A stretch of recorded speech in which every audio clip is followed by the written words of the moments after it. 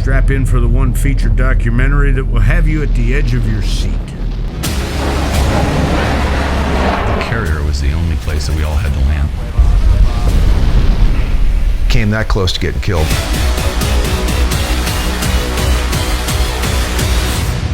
Another round. Tell me, how does it feel? Before Top Gun Maverick, there were the real Top Guns. There's a photo out there of me doing a knife edge pass. A lot of the statements saying, well, I got in trouble. That's not the case at all.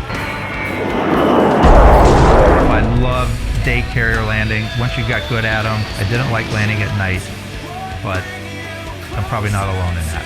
Anyone that tells you they haven't been scared getting airplane aboard at night, I would say they're either lying to you or they're not really bright. 50 miles of our target, we just start seeing SAM launches. I'm looking around as if, isn't this just what we do?